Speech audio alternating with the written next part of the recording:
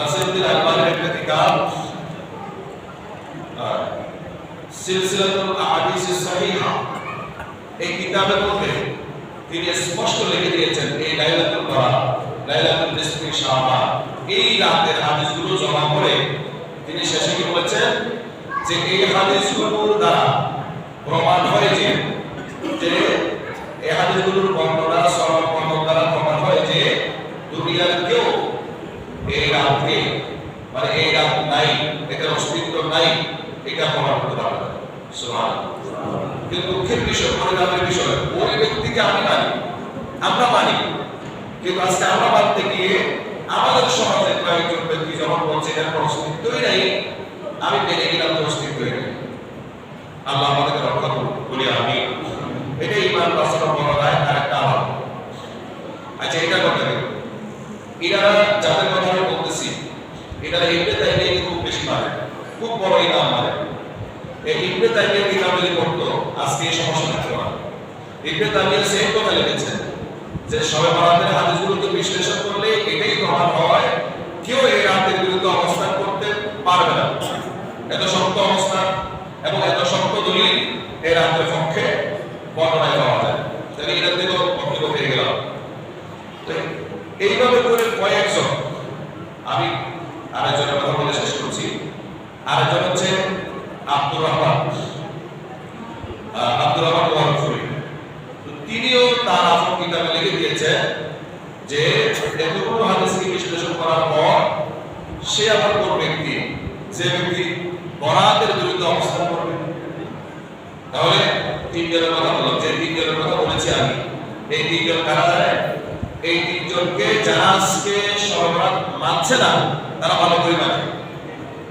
আপনাদেরকে আমি তথ্য দিয়ে দিচ্ছি, বাকিটা আপনারা বিষয় শুরু করবেন। আমি কি বললাম যে তিনজন ব্যক্তি, মহান ব্যক্তির নাম আমি নিয়েছি, এই তিনজন ব্যক্তিকে ওরাই মানে যারা আজকে বরাতের বিপক্ষে। এখন প্রশ্ন হলো ইনারা বরাতের বিপক্ষে কেন গেল? একটাই কথা, কিছু বক্তা, কিছু স্কলার এটার বিরুদ্ধে বলেছেন বলে, এটা কথা।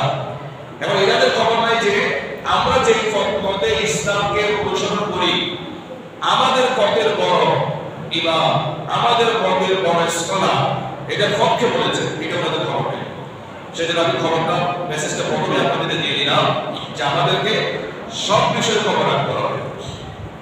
এখন এই সরবরাহকে কেন্দ্র করে মুসলিম উম্মাহ তিনটা দল হয়েছে। কয়টা? কথা বলা হচ্ছে কয়টা? তিনটা দল হয়েছে। একটা দলের বক্তব্য হচ্ছে বরাত বলতে কিচ্ছু নেই, এটা কিছুই নেই, এটা তো আপনারা জানেন। দুই নাম্বার, বরাতের পক্ষে আবার দুই গ্রুপ, এই জন্য সব মিলে তিনটা। বরাতের পক্ষে যারা আছে তাদের কাছে বলা হয় যেন এই বরাতের সময় কিছু অপচয় করতে হবে, লাইটিং করাই লাগবে, না করলে হবে না। যারা আমাদের শহরাঞ্চলে হয়, চট্টগ্রাম শহরে আপনারা দেখবেন, যদি করে কোনো সমস্যা নাই, কিন্তু যদি বাধ্যবাধকতা করে যদি করে তাহলে সেটা বেদাত। সেটা কি বেদাত? লাইটিং করতে হবে, আতশবাজি করতে হবে, আবার কতগুলো রসম তাদের মধ্যে আছে, এগুলো বেদাত। আর তিন নম্বর হচ্ছে বরাতকে মানে কিভাবে মানে? সে রাত্রি জাগরণ করবে, রাত জেগে থাকবে, আল্লাহর কাছে রোনাজারি করবে, নিজের গুনাহ স্মরণ করে দোয়া করবে, ফরিয়াদ করবে। এইটা হলো, এই গ্রুপটাই হলো আল্লাহ রাসূলের পছন্দের গ্রুপ। বলি আলহামদুলিল্লাহ। তাহলে কয়টা গ্রুপ হলো? তিনটা।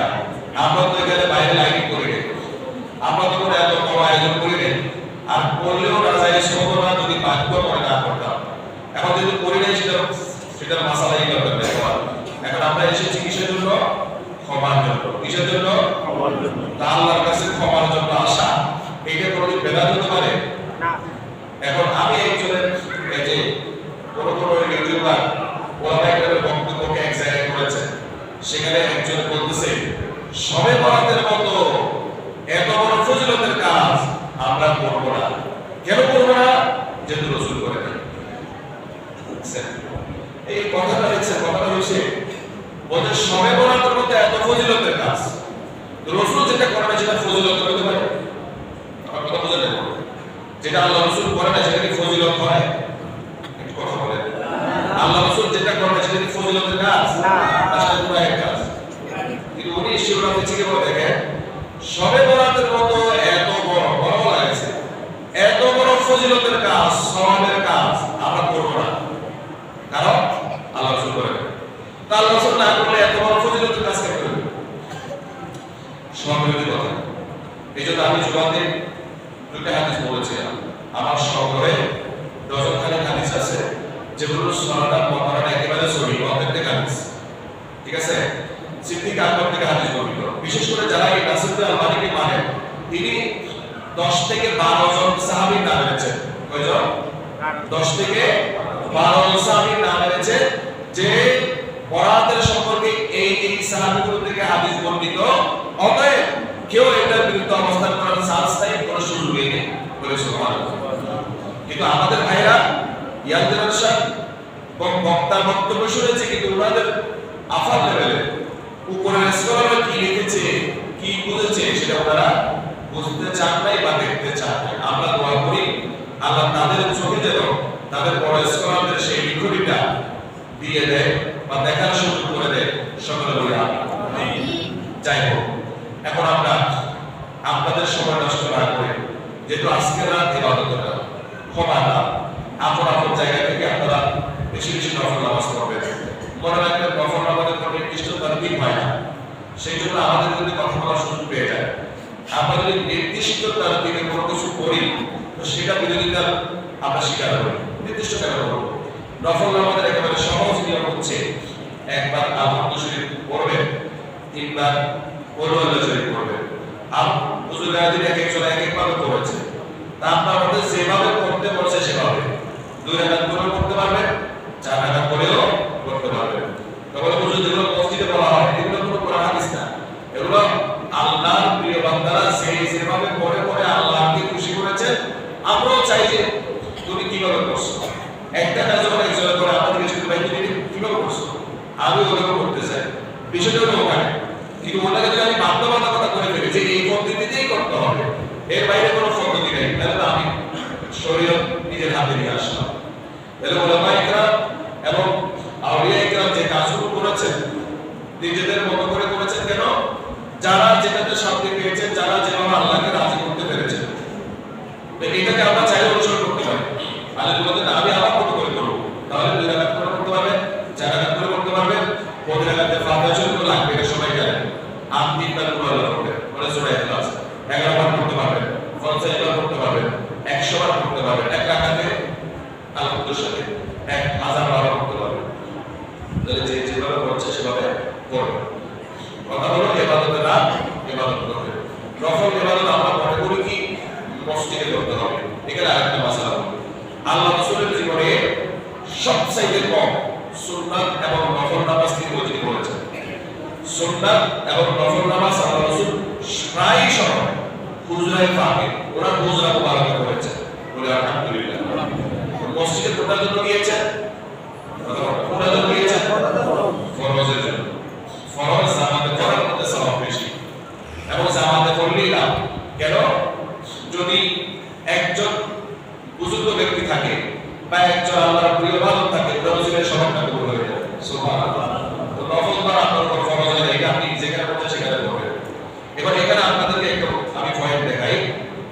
এই মসজিদে 1 রাকাতে যে সওয়াব, বাইতুল মুকাররম সেই সওয়াবটা কথা বলছেন না?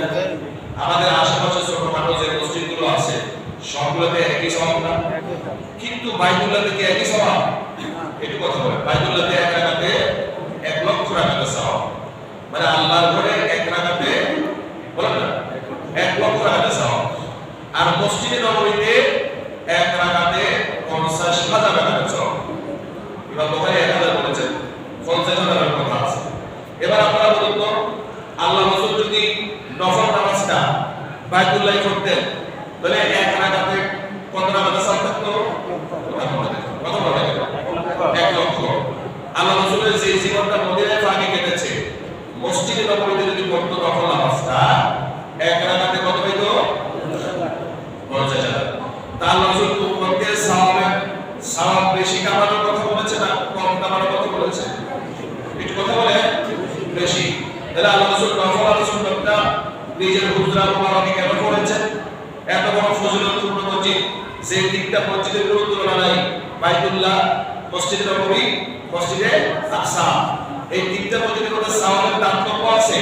এই তারতম্য থাকার পরেও আল্লাহ রাসূল সাল্লাল্লাহু আলাইহি ওয়াসাল্লাম তিনি আফর বুঝাই পাকে কেন নফল নামাজ পড়েছেন, কেন সুন্নাত নামাজ পড়েছেন, উম্মতকে শিখিয়েছেন যে মসজিদকে শুধু নামাজের কেন্দ্রবিন্দু বানিয়ে সারাক্ষণ মসজিদে পড়ে থাকলে আল্লাহ ওয়ালা হওয়া যায় না। নিজের আফর ঘর থেকে আপনি অবস্থা বানাতে পারেন না। যেখানে আপনি বসবাস করেন, যেখানে আপনার স্ত্রী থাকে, যেখানে আপনার পরিবার পরিজন থাকে, সেখানে আপনি সে ঘরটাকে নফল নামাজের কেন্দ্র বানান। আপনি নফল নামাজ পড়েন, সেখানে সুন্নাত নামাজ পড়েন, আপনার ব্যবসা প্রতিষ্ঠানে পড়েন, আপনার বাসা বাড়িতে পড়েন, নিজ বাড়িতে পড়েন, যেখানে আপনি যখন অবস্থান করছেন সেখানে আপনি পড়েন। এইটা বোঝানোর জন্য এত বড় ফজিলতওয়ালা মসজিদেও আল্লাহ রাসূল নফল নামাজ এবং সুন্নাত নামাজ একেবারে কম করেছেন, একেবারে কম। সব সুন্নাত নামাজ এবং নফল নামাজ আল্লাহ রাসূল কোথায় করেছেন? তাহলে আপনারা এটা একটা কারণ বললাম। আরেকটা কারণ কি জানেন? নফল নামাজটা আমার উপর ফরজ হয়, আমি নিজ থেকে করব।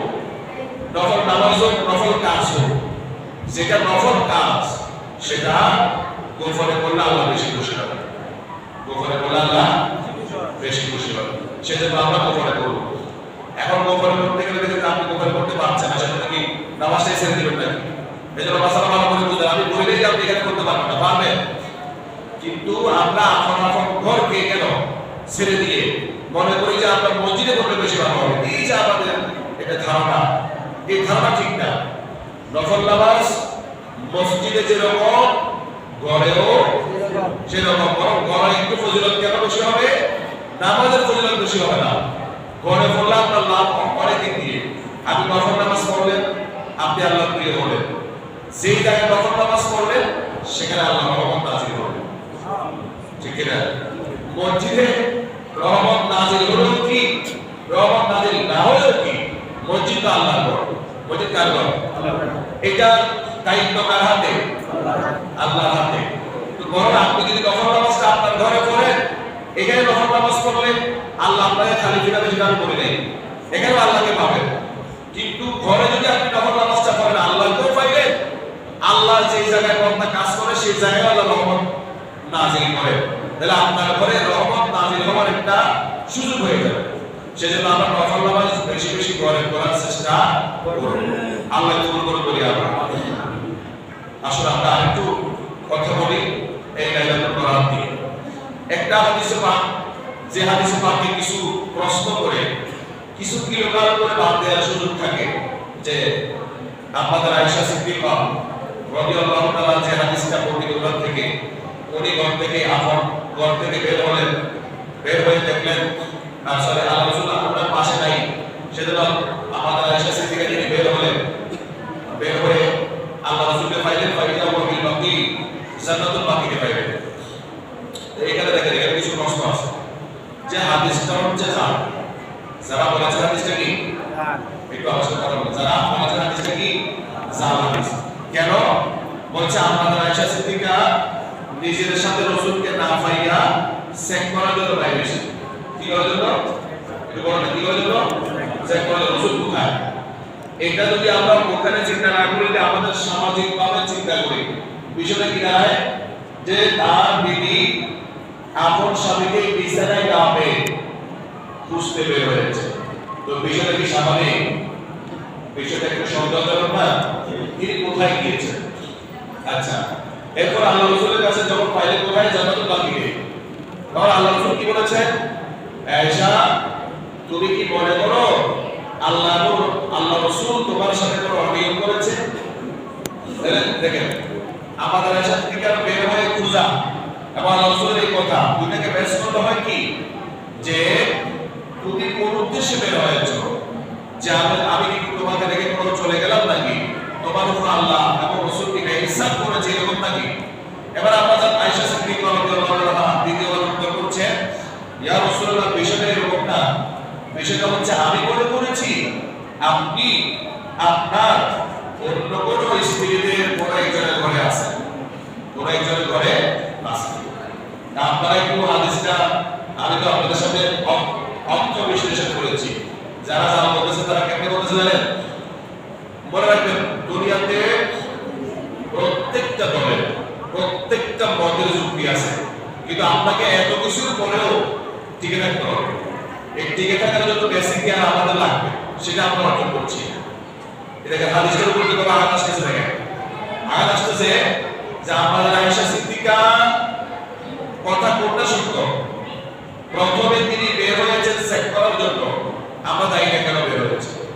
দ্বিতীয়ত আল্লাহ রাসূল যখন বলছে আল্লাহ রাসূল কি তোমার উপর অনিয়ম করেছে মনে করেছো নাকি, তিনি বলছেন না, আমি মনে করেছি আপনি আপনার কোন একজন স্ত্রীর ঘরে গিয়েছেন। তো কোন একজন স্ত্রীর ঘরে যদি আল্লাহ রাসূল চায়, তা আমাদের আয়েশা সিদ্দিকা কেন বের হলো নাকি বোঝার জন্য। এই একটা আঘাত, এই প্রশ্ন কথা বুঝতেছেন? আল্লাহ রাসূলকে একাধিক শাদী করেছেন, সেটা আমাদের আয়েশা সিদ্দিকা জানেন না? কথা বলা জানেন না? জানেন তো? তো জানলে ইরাকে চেক করতে গেলে বের হয়েছে, এখানে একটা কিন্তু প্রশ্ন। আচ্ছা, আল্লাহ রাসূল যে বলেছে আয়েশা তুমি কি মনে করেছো আমি এবং আল্লাহ এবং তার রাসূল তোমার উপর কোনো বেইনসাফ কিছু করেছে? এইটা এই কথাটা যে আপনি আমার মতো কথা বুঝতে হবে না। আল্লাহ কোরআনে বলেছেন ওয়া মা ইয়াতিকু আনিল হাওয়া ইন হুয়া ইল্লা ওয়াহয়ু ইউহা। নবীজি জবান মুবারক থেকে যা বের হয় বেহুদা কোনো কথা বের হয় না, সত্য কথা। তাহলে আল্লাহ রাসূল যখন আপনাদের আয়েশাকে বলছে আল্লাহ এবং তার রাসূল তোমার উপর কি বেইনসাফি করেছে কিনা, তাহলে এটা কি আপনাকে যদি বলা হয় যে কোনো আত্মসুলভ কথা, তাহলে হবে না। কারণ আল্লাহ নিজে বলে দিয়েছে আমার নবীর জবান থেকে যখন যা বের হয়েছে আর কথা। তো আমাদের আয়েশা সিদ্দিকার ভিতরে যদি সন্দেহ না থাকে রাসূলের কথাটা কেন আসলো?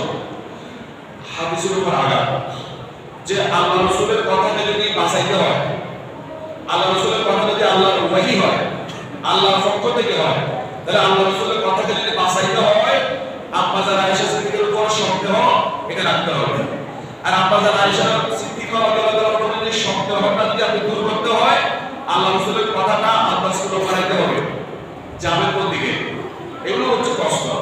তা আপনাকে যদি এভাবে আমি প্রশ্ন করি, আপনি যখন প্রশ্নের সামনে ঘুরবেন, এবার আমি আস্তে করে আপনাকে ডানে দিকে আপনি ডানে যাবেন, বামে দিকে আপনি বামে যাবেন, যেদিকে গিয়ে আপনি সেদিকে যাবেন। কেন? আপনাকে তো আমি এখানে ফেসাইছি, এখানে তো আমি আপনাকে আঘাত করেছি। এইগুলো আমাদের এই মুসলমানদের মধ্যে দলে দলে বিভক্ত হওয়ার জন্য এই বেশি যুক্তিটা করুন।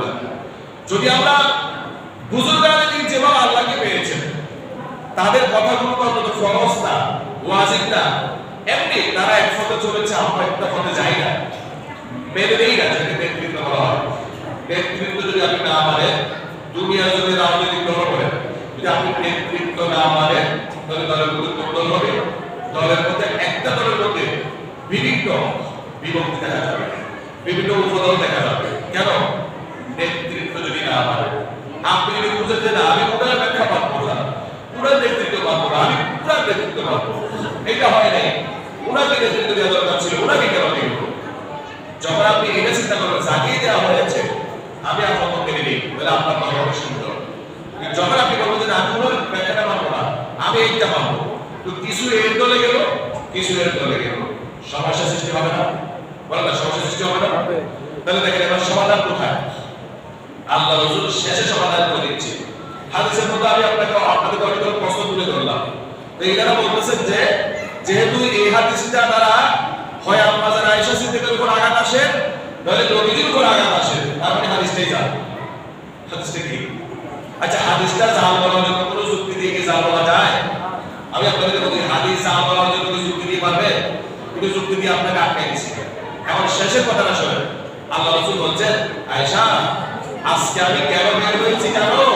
কোনো বিবির ঘরে যাওয়ার জন্য নয়, আজকে রাতটা হলো লাইলাতুল নিসফি মিন শাবান। এটা শাবানের মধ্যবর্তী রজনী। ইয়ানজিলুল্লাহু ইলা সামাই দুনিয়া, আল্লাহ দুনিয়ার আসমানে, দুনিয়ার আসমান বলতে দুনিয়া থেকে যে প্রথম আসমান, এটাকে বলা হয় দুনিয়ার আসমান।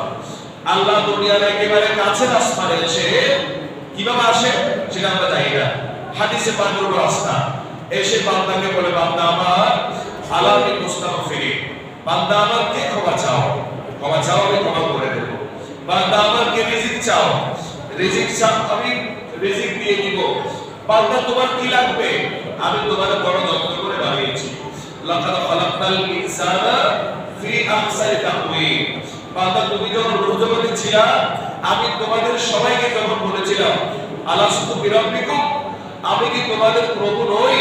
বান্দা তোমরা তো সবাই রুজগতে, কোন দ্বিমত করো নাই, সবার উত্তর কয়টা ছিল?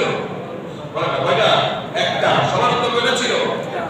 আল্লাহ বলে, বান্দা যখন তুমি রুজগতে ছিলা, আমি তোমাদের সমস্ত রূহগুলোকে যখন জিজ্ঞেস করলাম, হে আমার বান্দারা, আলাস্তু বিরাব্বিকুম, আমি কি তোমাদের প্রভু নই?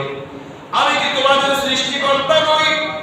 এই প্রশ্ন যখন করেছিলাম, আজ তোমরা বাংলাদেশী, আজ তোমরা বিভিন্ন দেশের মধ্যে বিভিন্ন ভূখণ্ডের মধ্যে অবস্থান করো, কিন্তু রুজগতে আমি যখন প্রশ্ন করেছি, কেউ কোনো দ্বিমত করে নাই, কেউ সুপথা করে নাই, সবাই বলেছ বালা, হে আপনি আমাদের সৃষ্টিকর্তা, বলুন সুবহানাল্লাহ। সবার উত্তর কয়টা ছিল? সবার উত্তর কয়টা ছিল? কয় রকম? উত্তরও একটা, রকমও একটা, তারপরে কোনো দ্বিধাদ্বন্দ্ব না। এবার আল্লাহ বলে, বান্দা ওই রুজগতে যেভাবে ছিলাম সব ঠিক ছিল, মায়ের পেট পর্যন্ত ঠিক ছিল। বান্দা তুমি যখন 8 বছর 10 বছর 12 বছর তোমার হয়ে গেল, তোমার উপর শরীয়তের কাজ যখন অর্পিত হয়ে গেল, তুমি পাল্টে গেলা, তুমি এখন জীবন শুরু করলা, তুমি দুনিয়ার ধন সম্পদ, দুনিয়ার সব কিছুর জন্য ব্যস্ত হয়ে গেলা। এখন আমি আমার মাহবুবের ওসিলায় বান্দা তোমারে আমার আগের জায়গায় আনতে চাই, আমার আগের প্ল্যাটফর্মে আনতে চাই। সেই জন্য আমি দুনিয়ার আসমানে এসে বান্দা তোমার এলান করি, শুধু আজকে রজনীতে নয়, প্রত্যেকটা রজনীতে আল্লাহ তাহাজ্জুদের সময় গভীর রাত্রি গভীর রজনীতে আল্লাহ বান্দারে ডাকে, বান্দা তোমার কি লাগবে? রিজিক লাগবে, আমার বলে আমি দিয়ে দিব। বান্দা তোমার কি দৌলত লাগবে? বান্দা তোমার কি সন্তান লাগবে? তোমার কি জানা আমি মিটাই দিব, কারণ তোমার আমি বড় যত্ন করে বানিয়েছি, বড় আদর করে বানিয়েছি, আশরাফুল মাখলুকাত বানিয়েছি। তোমার স্লোগানও ছিল এক, সত্যও ছিল এক। আজকে তুমি জীবন হয়ে গেল কেন? আমি আহ্বান করছি, আমি ডাকছি, আমার ডাকে সাড়া দাও, কিন্তু বান্দা গভীর গভীর নিবন্ধ। বান্দা কোথায়? গভীর গভীর। এই জন্য হাদিসে ব্যাখ্যা করে বলছেন মাহবুব, আল্লাহ মানে আমার সোনা নবী, আমি প্রত্যেকটা রাত আপনার উপরে আমি দেখেছি, আমার বান্দারে আমি দেখেছি, তবে বেশি মানুষ আমার ডাকে সাড়া দেয় নাই, অল্প কিছু মানুষ আমার ডাকে সাড়া দিয়েছে, যাদেরকে আমরা বলি বলি আল্লাহ। কি বলি? তারা কি গভীর রজনীতে ঘুমায়? আল্লাহ বলি যাকে বলেন, তিনি কি গভীর রজনীতে ঘুমায় নাকি? কি করে? আল্লাহকে ডাকে না? আল্লাহকে ডাকে না? এই আমার বন্ধু নবী, আমি গভীর রজনীতে যখন ডাকতাম, কোন কায়নাতের মধ্যে বেশিরভাগ মানুষ ঘুমের গভীর গভীর নিমগ্ন থাকতো, অল্প কিছু মানুষ আমার ক্ষমার আশায় তারা কান্না করতে থাকে, তারা কাঁদতে থাকে, তারা মানুষকে শোনায় না, একাকী করে জঙ্গলে বিভিন্ন জায়গায় আমার ক্ষমার আশায় তাদের বুক হারাম করে দেয়। কিন্তু এভাবে করলে আপনার উম্মত বাঁচবে না, আমার বান্দা বাঁচবে না। আমি সবার এক প্ল্যাটফর্মে আনতে চাই। তাহলে কিভাবে পাবো? আমি এমন একটা রাত দিচ্ছি, এই রাত্রিতে আমি গভীর রজনীতে আসবো না, আমি একবারে সূর্য ডোবার সাথে সাথে আমি দুনিয়ার আসমানে এসে প্রতিদিন যে ডাকটা আমি তাহাজ্জুদের সময় দিই, প্রতিদিন যে ডাকটা আমি গভীর রজনীতে দেই, তখন আপনার বেশিরভাগ উম্মত নাক দেখে দেখে ঘুমায়, সেই ডাকটা আমি গভীর রজনীতে দিব না।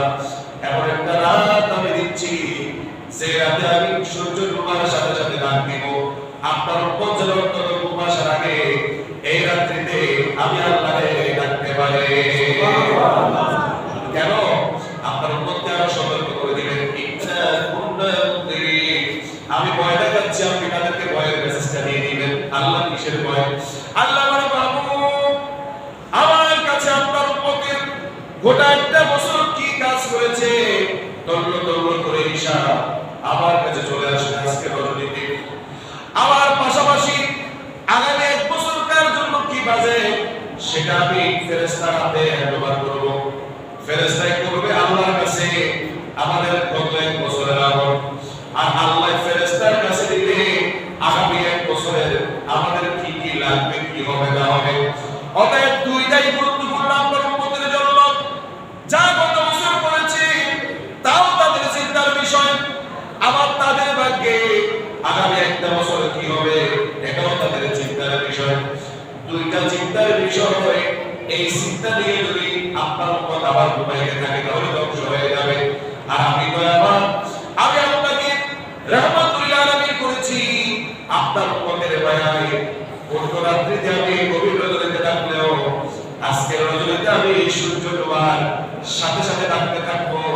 আপনিও আপনার উম্মতকে সতর্ক করে দিবেন তারা যেন কবরের আগে আমারে ডাকতে পারে। তাহলে অন্যান্য রাতের সাথে এই রাতের পার্থক্য আছে নাই? কিন্তু আমরা এই রাতে সময় কত বাড়িয়ে ফেলেছি, অথচ এই রাতে সময় কত পেতে বাড়াবো। সময় কতটা সবচেয়ে সঠিক ব্যাখ্যা হচ্ছে যে রাত্রিতে সেই বান্দাকে আল্লাহ কবুল করে সেই রাত ওই বান্দার জন্য সময় কত, সেই রাত বান্দার জন্য কি। কিন্তু আমরা রমজানের 26 তারিখ দিন আমরা কেন করি?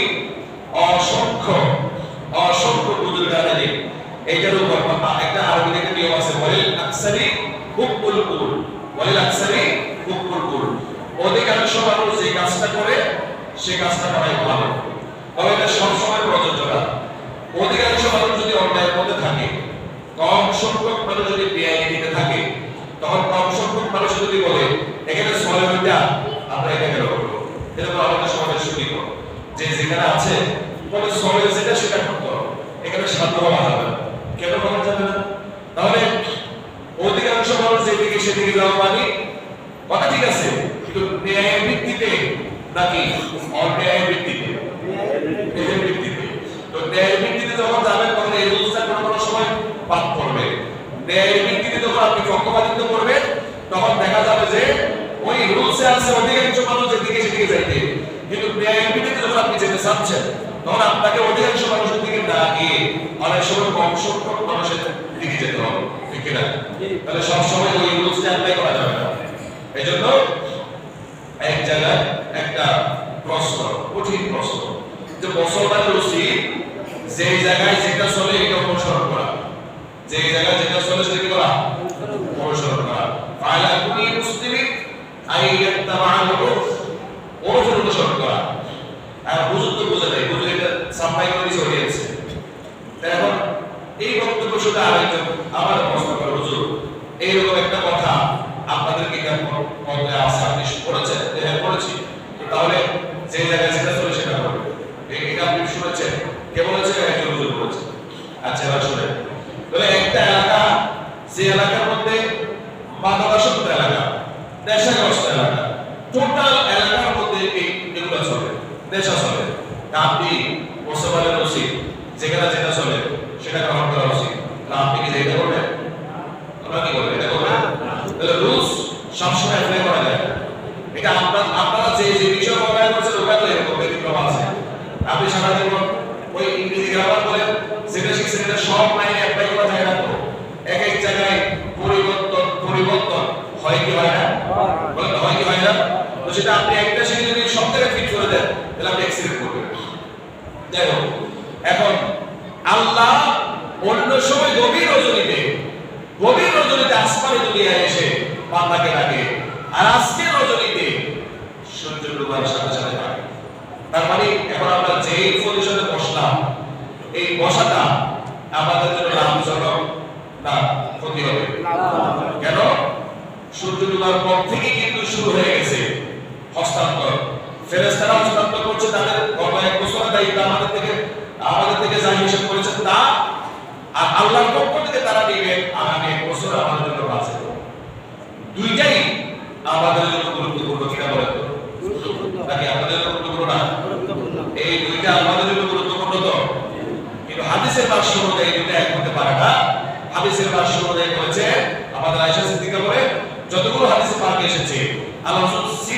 দিয়েছেন, মাসের নাম বলেছেন, রজনী কোনটা সেটাও বলেছেন, লাইলাতুল নিসফি মিন শাবান, শাবানের মধ্যবর্তী রজনী। তো এইটাকে আপনি শাবানের মধ্যবর্তী রজনীকে আপনি রমজানের কদর মধ্যে লিখে দিতে পারবেন না, জোর করে লিখে দিবেন আপনি, এটা আপনার ব্যাপার। কিন্তু রাসূল যেহেতু মাসের নাম উল্লেখ করেছে, তাহলে আপনার পক্ষ থেকে নেয়ার কোনো সুযোগ নাই। এবার শেষে আপনাদেরকে, যেহেতু আজকে রাত কিসের রাত বললাম, কিসের রাত? ইবাদতের রাত।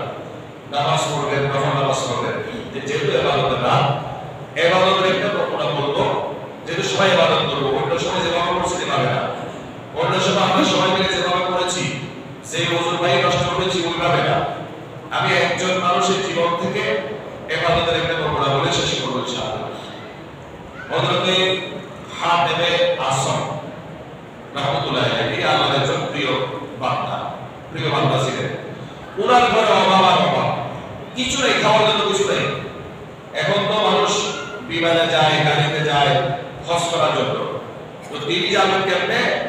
তিনি যাবেন যে পায়ে হেঁটে।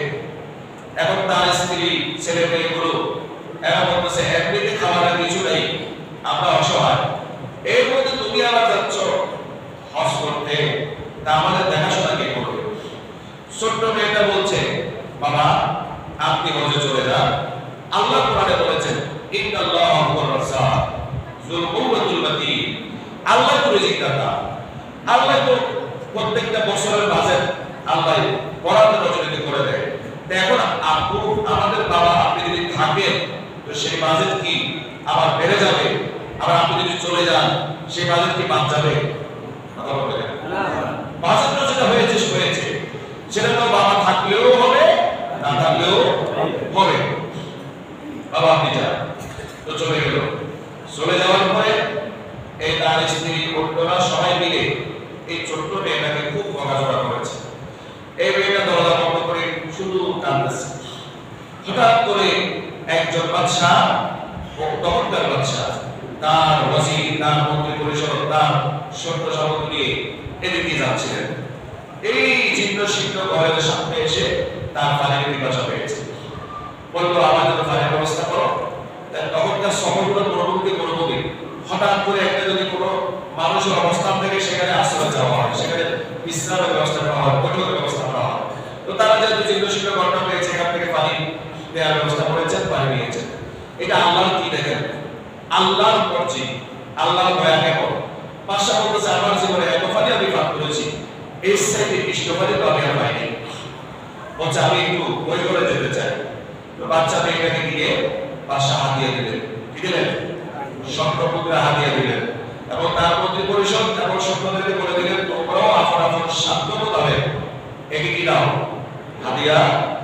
সবাই যখন দিয়েছে, তাদের ঘরে একটু আগে অভাব ছিল, এখন সারা জগতের মতো অভাব দূর হয়ে গেছে। বাদশা চলে গেল। মেয়েটা আবার আগের মতো আবার ওই দরজা বন্ধ করে আবার কাঁদতেছে। এবার মা বলে,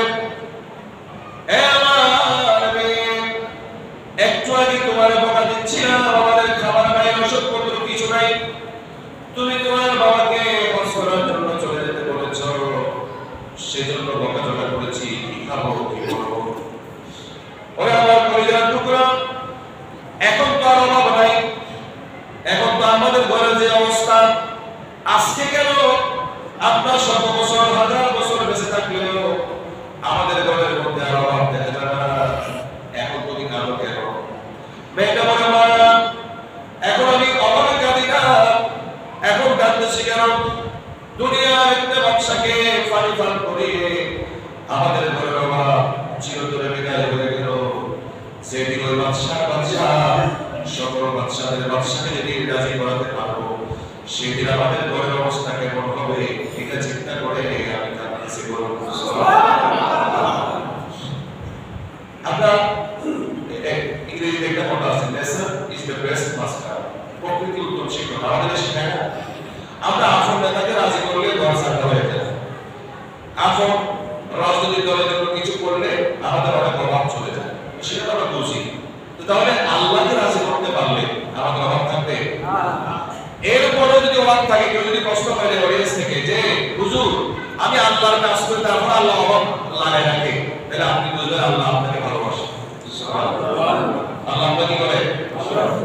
আল্লাহ যারা ভালোবাসে তারা বেশি কষ্ট দেয়, আবার আল্লাহ যারা বেশি অপছন্দ করে তারাও বেশি কষ্ট দেয়। এখন আপনি কোনটা করেন সেটা আমি কেন বলবো, সেটা আপনি জানবেন আপনি কি করেছেন। আল্লাহ যারা ভালোবাসে তারাও কষ্ট দেয়, যারা দেখতে পারে না তারাও কষ্ট দেয়। তা আমাদের যে বক্তব্য বুক আছে, একজন কষ্ট করলে আমরা কি বলি জানি? আমরা বলি যে হে কোনো খারাপ কাজ করে। কিন্তু আরেকটা, এই যে বুদ্ধের 1 ফিট জানলে আরেক ফিট জানা দরকার। আমাদের আরেকটা জ্ঞান থাকা দরকার ছিল, আল্লাহ যারা ভালোবাসে তারাও দিবে। হযরত আইয়ুব আলাইহিস সালাম আল্লাহর নবীরা আল্লাহ ওষুধ দিয়েছেন। এটা কি ব্যাপার? নবীদের কি গুনাহ থাকে নাকি? না। নবীদেরকে মাসুম রাখে কে? আল্লাহ। দিয়ে ওষুধ দিয়েছেন। সমস্ত শরীর ফোটায় খেয়ে ফেলেছে, সেদিন জিহ্বাটা ফোটায় খাওয়া শুরু করলো। ওই দিন তিনি কুহু করলেন, আল্লাহ সঙ্গে সঙ্গে ওই বানাই দিলেন, আইয়ুব তুমি আবার পরীক্ষায় নারাজ হয়েছে কিনা? আমি তোমায় পরীক্ষা দিয়েছি, আমার পরীক্ষার মধ্যে তোমার চুপ থাকা দরকার ছিল, সহ্য করা দরকার ছিল। তুমি কুহু কেন বললে আমার পরীক্ষায় নারাজ হয়েছ নাকি? আইয়ুব বলে, আল্লাহ আপনার পরীক্ষা আমি সন্তুষ্ট চিত্তে দিয়েছি, আমার হাত পা সবকিছু শেষ। আমি আপনার পরীক্ষা বড় সুন্দর করে দিতে চাচ্ছি, কিন্তু এই যে সিক্কাটা দিয়ে আমি অন্তত আপনাকে আল্লাহ বলে ডাকতাম। আজ এই আমার সবকিছু খেয়ে আমার এই জিহ্বা আঘাত করতেছে। আমি চিন্তা করলাম যদি এটাও খেয়ে ফেলে তুমি আল্লাহ পবিত্র না, আমি আল্লাহ কি করবো? আমার জবাব দিয়ে তোমার জন্য করি নাই কেন? যদি আমার জবাব খেয়ে ফেলে কেটে ফেলে আমি তোমাকে আল্লাহ বলতে পারবো কিনা, এই জন্য বললাম সুবহানাল্লাহ। আল্লাহ তুমি পরীক্ষা কামিয়াব। এই পরীক্ষা আমাদের কি কম, আমরা সবসময় আল্লাহর কাছ থেকে বুঝুন জীবনে কারণ কিছু করে আল্লাহ আমাদের কষ্ট করে কি ক্ষতি করা লাগে। এগুলো হচ্ছে শয়তানের ওয়াসওয়াসার কথা। কিসের কথা? এগুলো সব শয়তানের ওয়াসওয়াসা। এজন্য সহিহ বুখারীতে একটা পরিচ্ছেদ হয়েছে, একটা বাব হয়েছে, বাবুল মাদরুকিশা উদ্দিকা। কিয়ামতের ময়দানে আপনি এই সমস্ত আমল বাকি অর্থাৎ বাঁচবে কারা কিয়ামতের ময়দানে? যাদেরকে আল্লাহ ইচ্ছা করবেন যে আমি ছেড়ে দিলাম তারা বাঁচবে। যাদেরকে আল্লাহ ইচ্ছা করবে যে আমি আপনাকে হিসাব দিব, কি বলি বাঁচার কোনো সুযোগ? তাহলে ওইটা বাঁচবে কেমনে? আল্লাহ দয়া করে। কিসের? আল্লাহ দয়া। আমাদের মধ্যে গুনাহগাররাও বাঁচবে কেমনে? সেটা আজকের প্রমাণ হিসেবে, আজকের প্রমাণ হিসেবে আমি যে আয়াতে কারিমা তেলাওয়াত করেছি সূরা রাদ আয়াত নম্বর 39 নম্বর আয়াতে কারিমা আমি তেলাওয়াত করেছি। সেখানে আল্লাহ বলেছেন ইয়াকুল্লাহ, আল্লাহ মুছে দিবেন। আল্লাহ বলতে বলতে ইয়াকুল্লাহু লিমান ইয়াশা, ইয়াকুল্লাহু মা ইয়াশা, আল্লাহ যাকে ইচ্ছা তার সবকিছু মুছে দিবেন। ওয়া ইউসবিত, এবং যাকে ইচ্ছা তারপরে বুঝবেন না, যেটা আছে সেটা রেখে দিবেন। কেন? আল্লাহ বলছে যে আল্লাহ কিতাব যেটা লেখার কথা, লেখার কিতাব যেটা, মুসার কিতাব যেটা, এটা তো আমাদের হাতে নাই। আমি ভুল করেছি, এটা তো আরো মুছে সাত করে আরেকটা লিখে দিব। আল্লাহ বলে আপনারে আমি যারটা মন চাই মুছে দিব, আমার যারটা মন চাই বহাল রেখে দিব। কেন? কিতাব তোমাদের হাতে না, কিতাব আমার হাতে। তাহলে এবার শেষ কথা, নামাজটা কেমনে করবো আমরা এইটা বলে শেষ করছি। ওই জায়গা বললাম কিনা হযরতে হাতেম আসফ, হযরতে হাতেম ওই জায়গায় দুটো চলে গেছে তিনি আর কি। এটাকে সাধারণ কিছু মানুষ প্রশ্ন করবেন, আপনি আল্লাহর প্রিয় বান্দা, আল্লাহ আপনাকে বড় ভালোবাসে, আপনিও নামাজ পড়েন, আমরাও নামাজ পড়ি। আপনি যদি আপনার অভিজ্ঞতা থেকে আপনার নামাজের বৈশিষ্ট্য, আপনার ইবাদতের বৈশিষ্ট্যগুলি আমাদেরকে একটু বলতেন। আমরা কোন বিষয়ে একজন যদি সফল হয়, সেই সফল ব্যক্তির কাছে আমাদের জিজ্ঞাসা করি তুমি ব্যবসায়ী সফল কিভাবে হয়েছ, একটু আমাদেরকে বলো। কেন? আমরাও যেন সফল হতে পারি। বলি কি বলি না? যে যে বিষয়ে সফল, আমাদের সাহাবা যে বিষয়ে অভিজ্ঞ, আমরা অনেক সময় বলি আপনার এই বিষয়ে আমাকে কিছু জ্ঞান দেন, আমাকে কিছু বলেন, আমরা কিছু যেন বুঝতে পারি। তাহলে এরাও জিজ্ঞাসা করতেছে আপনি যে আল্লাহর প্রিয় বান্দা হয়েছেন, আপনার তো সে জানি, আপনিও দেন, আমরাও নামাজ পড়ি, আপনিও নামাজ পড়েন, তা আপনার অভিজ্ঞতা আমাদেরকে একটু শেয়ার করুন। তো দিনের অভিজ্ঞতাটা করছি এই জন্য যাতে আমরাও করতে পারি। তো নামাজ পড়বো কার জন্য? তাহলে ইবাদত কার জন্য? তাহলে ওনাকে জিজ্ঞেস করছি কেন? করার কারণ আছে। তিনি বলেন, তোমরা নামাজ পড়ার জন্য কি করো? বলে আমরা ওযু করি। বলে কয়বার করো? বলে আমরা একবার নামাজের জন্য ওযু করি। আর হযরত আসহাব থেকে রাসূল বলেছেন, আমি নামাজ পড়ার জন্য একবার, ইবাদতের জন্য আমি দুইবার ওযু করি। সুবহানাল্লাহ। কয়বার? দুইবার ওযু করবে নাকি? এমনিতে একবার আপনারা যেভাবে নষ্ট করেন, দুইবার যদি এমন করেন তাহলে আমাদের পানি থাকবে না। যে ট্যাপটা ছেড়ে দিয়ে যে পরিমাণ পানি আপনারা নষ্ট করে দুইবার করতে বললে তো আপনারা পানি শেষ করে দেবেন। হুজুর দুইবার কেন? মাসালা একবার যদি কেউ ওযু করে, ওযু একবার করার পরে যদি ওযু না যায়, আরেকবার করা মাকরুহ। আরেকবার ওযু করা যাবে না। আপনি যদি বলেন না আমি ওযু করতে কয় ঘন্টা হয়েছে আরেকবার করি, না না, ওযু একবার যদি থাকে আরেকবার করাটা কি মাকরুহ? করাটা কি? এটা মাসালা বলা রাখবেন। 12 ঘন্টা হোক, 14 ঘন্টা হোক, ওযু আমাদের মুরব্বীরা এই সমস্ত কথা বলে, ওযু আমাদের দুর্বল হয়ে গেছে। দুর্বল কেন হলো? মানুষের আবার তার একটা দৈহিক গঠন আছে, সে দুর্বল হয়, সে শক্তিশালী হয়। ওযুটা দুর্বল কেন হলো? বুঝলাম। যদি দুর্বলতার যদি কোনো একটা কারণ হিসেবে আপনি দেখান যে বাতাস বের হয়েছে, তখন যদি দুর্বল হয়েছে না গেছে না, তো দুর্বল হলে কি বলেছেন আপনি? এগুলা 12 ঘন্টা হোক, 14 ঘন্টা হোক, ওযু লাগে আছে। তাহলে একবার ওযুর পর আরেকবার ওযু করা যায়? বলেন আরেকবার ওযু করা যায়? আর ওযু যখন আছে তার আপন অবস্থায় আছে, দুর্বল হয়ে নাই, যেভাবে ছিল সেভাবে আছে। কথা বুঝতে পেরেছেন? আর যখন নাই তখন নাই। ইনি বলছে আমি দুইবার ওযু করি। বলে এটা কিভাবে সম্ভব? বলে আমি পানি দিয়ে দুইবার করি না। একবার যখন আমি ওযু করতে যাই, প্রথমে আমি যখন হাতটা আমার ধুই, আমি চোখটা বন্ধ করি। এই জীবনে যখন থেকে আমার স্মৃতি মনে পড়ে, তখন থেকে আমি এই সময় পর্যন্ত আমার দেহা কি কি নাফরমানি আল্লাহ করেছে আমি এটা চিন্তার জগতে নিয়ে আসি, আমার তাসাব্বুরের মধ্যে নিয়ে আসি। একদিক দিয়ে আমি আমার হাত বন্ধ করছি, পানি দিয়ে আমি ওযু করছি, অপর দিক থেকে আমি আমার মওলাকে বলি, মওলা আমার হাত দিয়ে এমন এমন ফারাত হয়েছে যেটা আমার পাশের টেবিলের পাশের চেয়ারে থাকা মানুষ দেখে নাই, তুমি দেখেছো।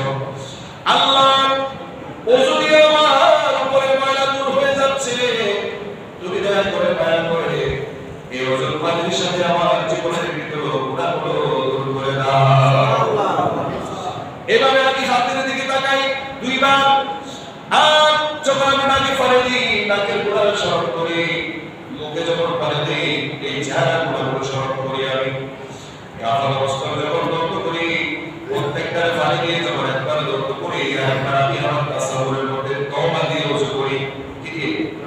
একটা পানি দিয়ে ওযু, আর একটা কি দিয়ে ওযু? তওবা দিয়ে। তাহলে আমরা ওযু করি তো ওযু করি, আমরা বকবক করতেছি, ভাষার সাথে বকবক ওখানে কোথায় ছিল ভাষা হাসি মাতামাতি, ওযু করার কথার কারণে এখানে কেরাত ফরতে সমস্যা হচ্ছে।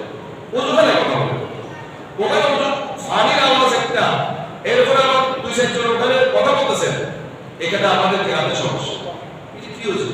সেজন্য আমি আজকে রাতে যেহেতু আমরা ক্ষমা চাই কি চাই না, আজকে রাতে আমরা ক্ষমা চাই তো, সেজন্য কথাগুলো বলতেছি, কোনো কষ্ট নেই না। ধরো ওযু করার সময় দোয়া জানলে তো জানলাম, বললাম দোয়াই বা কথাই চলে বেশি, ভাষাটার সাথে কথা, আর এদিকে টেপটা ছেড়ে দিয়েছেন, ওযু চলে। কিন্তু হাতে ভাষা বলছে না, আমি দুইবার ওযু করি। কিভাবে? পানি দিয়ে যখন আমি ওযু করতেছি, তখন আমি প্রত্যেকটা অন্তর্কে ধৌত করার সময় তওবা দিয়ে আরেকটা ওযু করি। তাহলে কয়টা ওযু হলো? বলেন কয়টা ওযু হলো? দুইটা। দুইটা ওযু করার পরে আমি যখন দাঁড়িয়ে যাই, তার আগে আমরা বলি কি ওয়াজ্জাহতু ওয়াজহিয়া লিল্লাযী, এই নিয়ত করি। কিন্তু না, আমি এরকম নিয়ত করি না। আমি নিয়ত করি মাওলারে এই নামাজটা আমার জীবনের শেষ নামাজ, এই রুকু আমার জীবনের শেষ রুকু, এই সিজদা আমার জীবনের শেষ সিজদা। এইটা মনে করে আমি নিয়ত করি, দুনিয়ায় আমার ছেলে মেয়ে ভাই বোন আত্মীয় স্বজন করে করে জীবনের শেষ নামাজ পড়ে দাঁড়িয়ে যায়। একজন ফাঁসির আসামি সে যখন জেলে যায় মাগরিবের পরে কিংবা এশারের পরে তার ফাঁসি হয়ে যাবে, সে কি এশার নামাজটা নড়ে করে করবে? কেমন করে করবে? তার প্রত্যেকটা আকাবের মধ্যে চোখের পানি ঝরবে কি ঝরবে না? ঝরবে না? তার প্রত্যেকটা আকাব ঠিকভাবে হবে, কারণ দুনিয়ার কোনো চিন্তা নাই, তোর সম্পদের চিন্তা নাই, চিন্তা একটা সে কবরে চলে যাবে। সেই জন্য তার ফাঁসির আগের নামাজটা বড় সুন্দর হয়, ঠিক কিনা? হাতের আসর বলছে ওইটা হচ্ছে বাধ্য হয়ে পড়ার আগে বান্দা, আল্লাহর বান্দা বারবার তোমরা পড়বা, দেখবা তোমাদের জীবন কামিয়াব হয়ে যাবে। ওটা তো হচ্ছে তুমি জেনে গেছো তুমি পড়বা, আর তুমি যখন যাবা তখন মরবা মনে করে শেষ নামাজ পড়ে তুমি যখন দাঁড়িয়ে যাবে তোমার চিন্তা শেষ। এবার তার উপরে তুমি তাকবীরের তাহরিমা করে প্রশংসা করছো কার? আল্লাহ। তুমি বললা আল্লাহ তুমি জানো আমি কত গুনাহ করেছি, বাইরে আসার সময় করেছি, কিন্তু আমি ওযু করার সময় ফাজরে ওযু করার সময় আমি তওবা করেছি। সমস্ত প্রশংসা তোমার জন্য। আর রহমান রহিম, আল্লাহ তুমি তো সেই আল্লাহ যিনি রহমান যিনি রহিম। তুমি রহমান তুমি রহিম, তোমার কাছে দয়া আছে, আমার কাছে না থাকতে পারে। তোমার কাছে মায়া আছে, আমার কাছে আমার কাছে না থাকতে পারে। তোমার কাছে তো আছে, তুমি সেটার নামও রেখেছো, তোমার নামও রেখেছো রহমান রহিম।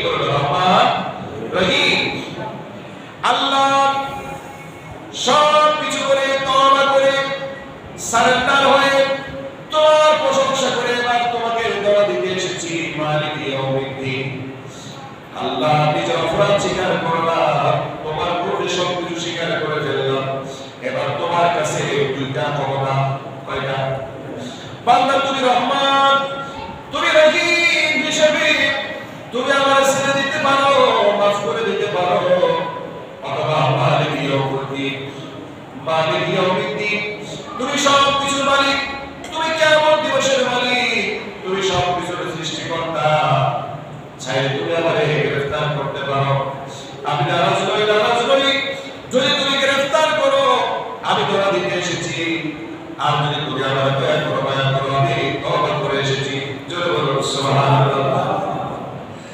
আমি তোমার ইবাদত করে তোমার কাছে সাহায্য প্রার্থনা করি। আল্লাহ আমার কোনো ক্ষমতা নাই, শুধু চেয়েছি তুমি আমারে মাফ করবা।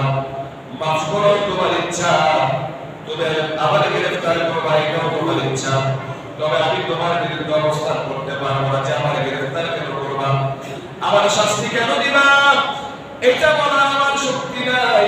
শুধু বলতে চাই তওবাতে করেছি ইহদিনাস-সিরাতাল মুস্তাকিম, তুমি আমারে ভালো পথে রাখিও। যদি ক্ষমা করে দাও তাহলে বাকি জীবনটা আমারে সিরাতাল মুস্তাকিমের মধ্যে রাখিও। আল্লাহ নিজেই শিখিয়ে দিয়েছেন সিরাতাল মুস্তাকিম কোনটা, সিরাতাল লাযিনা আন'আমতা আলাইহিম, যাদেরকে আমি নিয়ামত দিয়েছি, যাদেরকে আমি দয়া করেছি, তাদের পথ হচ্ছে সিরাতাল মুস্তাকিম। বলুন সুবহানাল্লাহ। এই সেজন্য একজনের কথা আমি কোট করলাম। আপনারা মনে মনে ভাববেন যে এখানে একজন ব্যক্তির জীবনের নামাজটা আপনি কেন কোট করলেন? কারণ আল্লাহই বলে দিয়েছেন সিরাতাল লাযিনা আন'আমতা আলাইহিম, বান্দা ভালো পথে থাকতে হলে যাদেরকে আমি দয়া করেছি তাদের পিছে পিছে যাও, তাদের সাথে থাকো, বলে ভালো থাকতে পারো। সুবহানাল্লাহ। তাহলে এটা কোরআনে আছে না? আছে তো। এরপরে বান্দা যখন রুকুতে যায়, রুকুতে গিয়ে বান্দা বলে সুবহান রাব্বিয়াল আলা, আল্লাহ তুমি বড় মহান, তোমার চাইতে মহান কেউ নাই।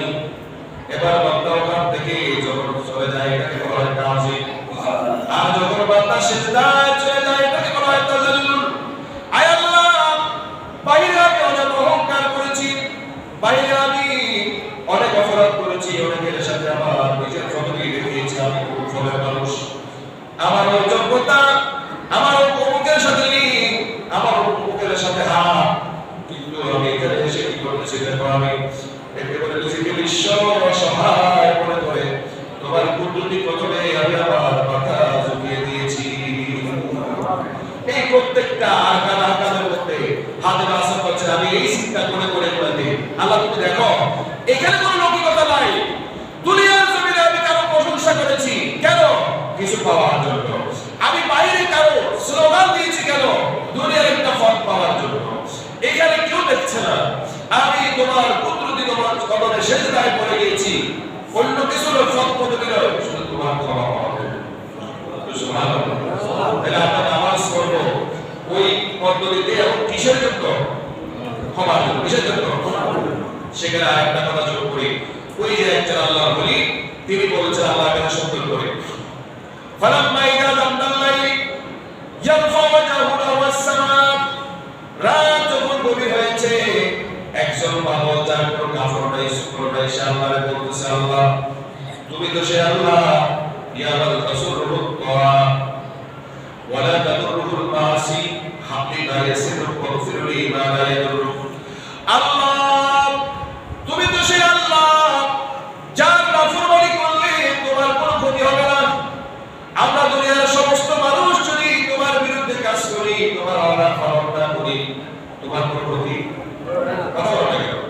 তোমার কোনো ক্ষতি আমরা সবাই যদি স্ট্যান্ড করে নামাজ পড়তে পারি, মসজিদ পড়তে পারি, আল্লাহ ক্ষতি হবে না। তো দোয়াটা কেমন থাকে? হে আল্লাহ আমরা সবাই মিলে যদি তোমার বিরুদ্ধে অবস্থান করি, তোমার কোনো ক্ষতি ক্ষতিকার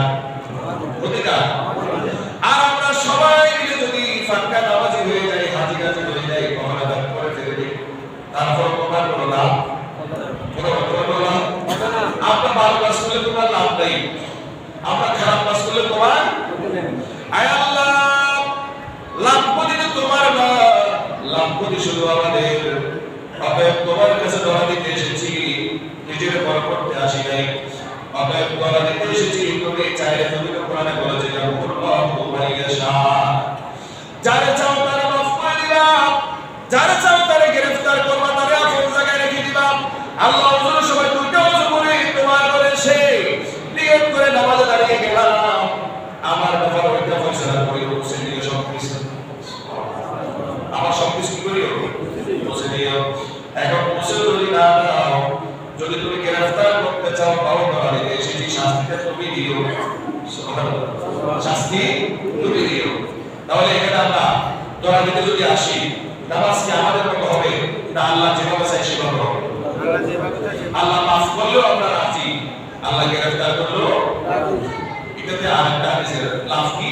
ওই যে ওই লোকটা তার ছেলে মেয়েদেরকে সবাই বলছে ছেলেদেরকে দেখে এই আমি সারা জীবন অপরাধ করেছি, কোনো কোনো বলে 100 বছর, কোনো কোনো বলে আছে আরো বেশি বছর অপরাধ করেছে, বলে আমি মারা গেলে আমারে আগুনে জ্বালিয়ে পুড়ে ছাই হলো এক জায়গায় ফেলিও না, বিভিন্ন জায়গায় ফেলিও না, আমার ফেলে দিয়েছে ওসিয়ত করে আর কি। আল্লাহ ওখান থেকে চিন্তা করেছে কিরে তুই এই কারণের বলে আল্লাহ দুনিয়ার জমিনে আমি তোমার কোনো কথা শুনি নাই, সব সময় অপরাধ করেছি, অন্যায় অপরাধের মধ্যে আমি লিপ্ত রেখেছি নিজেকে। আর যখন বুঝতে পারলাম আমি আমার ব্যাপারে আমি জান্নাতিয়া, আমি তোমার ক্ষমার আশা রাখতে পারি না, সেই জন্য আমি নিজের বরবাদ করে দিলাম, মনে করেছি তুমি আমার আর শাস্তি দিতে পারবে না। আল্লাহ ইবাদতদেরকে মরা থেকে বানাইছি, মরা সে মরার মধ্যে কোনো অস্তিত্ব ছিল না, অস্তিত্বহীন করা স্পিরিচুয়াল ডেথ যেটাকে বলা হয়, অর্থাৎ কোনো অস্তিত্ব ছাড়া আমি ওদেরকে পেরেছি, অর্থাৎ মরাইছি, সেখান থেকে আমি জীবন দিয়েছি, আমার ওদের তৈরি করণ দিয়েছি, আমার ওদেরকে আমি চিন্তা করবো কবরে, এটা আমি বলি নাই, কবরেছে আমি তো করে করেছিলাম, এভাবে সাই করে ফেললে কোনো আমার আর বুঝি না মারা যাবে। তো আল্লাহ দেখেন এই একটা কথার মধ্যে আল্লাহ হঠাৎ করে রাগ না এসে রহমত দয়া হয়ে গেছে, আমার বান্দা কি কথা বলবেন না, মানে এটা হাসি আসার মতো কথা আর কি। আল্লাহর ব্যাপারে হাসি আসে এটা বলা যায় না, সেটা ব্যাপারটা হাসি আসার মতো। তো আল্লাহ খুশি হয়ে আমার এতটা ভয় পাস, আল্লাহ অপরাধ করলে কি এসে তোমার ভয় পাই, আল্লাহ তখন জীবনের সমস্ত গুনাহ মাফ করে। তাহলে আমরা পুরা ক্ষমার আশা রাখতে পারি কি পারি না? আমরা সেই উম্মত না, আমরা সেই সমস্ত ব্যক্তিরা। আমার নবী বলেছেন উম্মতি হাদিহি উম্মাতুম মারহুমা, আমার উম্মত দয়াপ্রাপ্ত উম্মত, আমাকে আল্লাহ রহমতের নবী বানিয়েছেন, রাহমাতুল লিল আলামিন বানিয়েছেন, আর আমার উম্মতকে দয়া পাবে সব সময় এরকম উম্মত বানিয়েছেন। আচ্ছা নবীজির হাদিস অনেকগুলা, আর আমি বলতে পারবো না। নবীজি বলেছেন আমার এক একটা উম্মত গুনার বড় বড় পাহাড় দিয়ে কবরে যাবে, কিন্তু কিয়ামতের ময়দানে গুনাহ ছাড়া হবে সুবহানাল্লাহ। কি করে সম্ভব? এবার এখানে বলতে গেলে এটা আমি একটা সুপার আলোচনা হিসেবে বলে দিব যে আমরা তাদের জন্য দোয়া করতে করতে সূরা হাসর আয়াত নম্বর 10, সূরা হাসর আয়াত কত? 10। আল্লাহ বলেছে রব্বানা ইগফির লানা ওয়া লিইখওয়ানিনাল্লাযীনা সাবাকুনা বিল ঈমান, যারা তোমাদের থেকে গত হয়ে গেছে, চলে গেছে, তাদের জন্য দোয়া করবা। শুধু নিজের জন্য দোয়া করবা না, যারা চলে গেছে তাদের জন্য আমরা কি করব? দোয়া করব। আল্লাহই শিখিয়ে দিয়েছেন। তো তাদের জন্য দোয়া করতে করতে এটা হচ্ছে কোরআন বলছে তাদের জন্য দোয়া করতে করতে দেখা যাবে যে তারা পুরো বোঝা নিয়ে গেছে, কিয়ামতের ময়দানে নিষ্ঠুর হয়ে উঠবে। এখানে অনেকে বলতেছে এবার এখানে ফেস কি ওই এরকম যদি হয় কবরে চলে যাওয়ার পর ওইগুলো দোয়া করতে করতে যদি সে নিষ্ঠুর হয়ে যায়, তাহলে কুলপতি যারা তারা তো সবাই গেছে। এটার উপরে আমি একটা সময় আলোচনা করবো, কারণ বলতে পারবো না। বললাম না, যে কোনো জায়গায় যাবেন আপনি ফেসের আটকাবেন আর ঘুরফাক ঘুরতে ঘুরতে ঘুরতে ঘুরতে আপনি একদিন থেকে আরেকদিকে চলে যাবেন। আল্লাহ আজকে রাত্রিতে আমাদেরকে বেশি বেশি ইবাদত অধিকার তৌফিক দান করুন। আমিন। যেন খালেস নিতে সবাই দোয়া করবে, যার যার মতো করে যেখানে পারেন সেখানে আমরা নফল নামাজ পড়ব, আল্লাহ সবাই কবুল করুন। একটু বলে গেছিলাম ইয়া নবী সালাম আলাইকা ইয়া রাসূল সালাম আলাইকা ইয়া হাবিব সালাম আলাইকা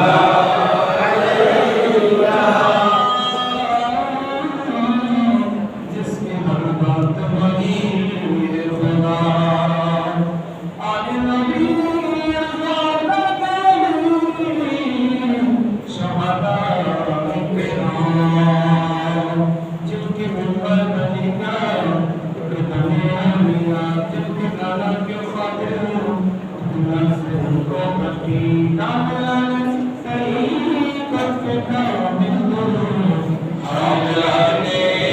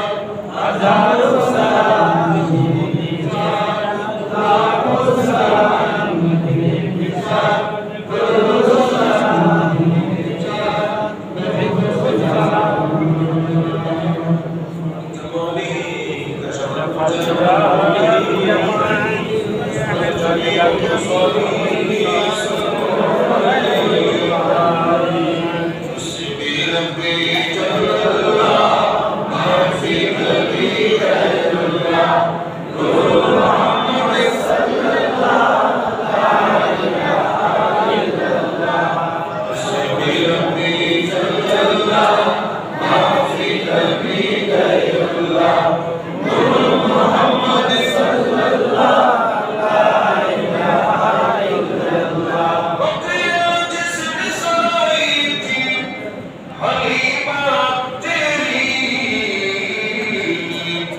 عرشوں پہ وہی گیا تو مجھے معلوم بتا سبھی ربی جل اللہ ما فی قلبی غیر اللہ نور محمد صلی اللہ لا الہ الا اللہ جس نے امت کے لیے روکی گزاری وہی محبوب خدا تھا مجھے معلوم نہ تھا سبھی ربی جل اللہ ما فی قلبی غیر اللہ نور محمد صلی اللہ لا الہ الا اللہ لا الہ الا اللہ محمد رسول اللہ صلی اللہ علیہ وسلم আমরা প্রত্যেকই পাশে ইস্তেগফার করি আল্লাহুম্মা আনতা রাব্বি লা ইলাহা ইল্লা আনতা খলাকতানি ওয়া লা আবদুকা ওয়া লা আবদিকা ওয়া আলিকা ওয়াসসালাতু আউযু বিকা মিন শাররি মা সালাতু আউযুকা বিনি'মাতিকা আলাইয়া ওয়া কুল্লাকা বিযামবি فاغفر لي فإنه لا يغفر الذنوب إلا أنت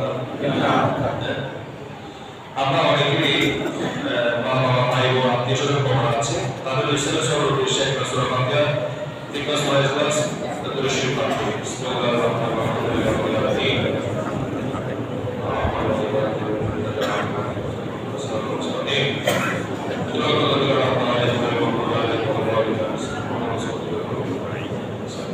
اللهم صل على سيدنا محمد وعلى آل سيدنا محمد وبارك وسلم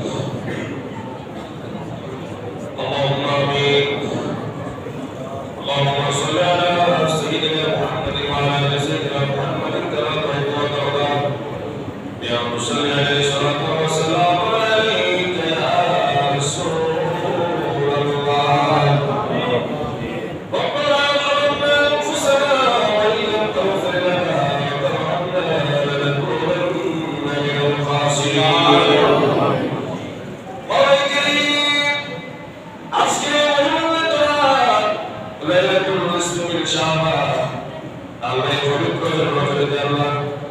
সূর্যাস্তের পর থেকে তুমি বাবা দুনিয়ার রাস্তায় এসে তোমার বান্দাদেরকে যাদেরকে বড় আদর করে বাড়ি চলনা করে আল্লাহ শ্রেষ্ঠ করে সফল প্রকাশ করে বানিয়েছ আমরা যদিও গোটা বছর মনে নিয়োজিত হলাম সব সময় আমাদের চলতে ফিরতে কথায় বার্তায় সব সময় আমরা পালন করেছি বাবা আজকে আমরা স্বীকার করে তোমার আল্লাহ সুবহানাহু ওয়া তাআলার নির্দেশে বাবা আল্লাহ দিক থেকে ভালোবাসা রাখি অপর দিক থেকে আল্লাহ নিজেদের অপরাধের জন্য শাস্তি ভোগ করবার জন্য তোমার কাছে ধরা দিয়ে এসেছি বাবা তুমি চাইলে মাফ করো চাইলে গ্রেফতার করো সব কিছুর জন্য আজকে আমরা বিশ্বাস করে এসেছি বাবা আমাদের ফরিয়াদ আমাদের আশা